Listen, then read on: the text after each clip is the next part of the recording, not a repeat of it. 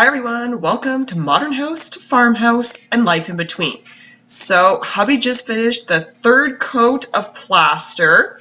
So he's done all the plastering now, and the next step is sanding. The reason some of the spots look a little darker is because they're still wet as he just finished.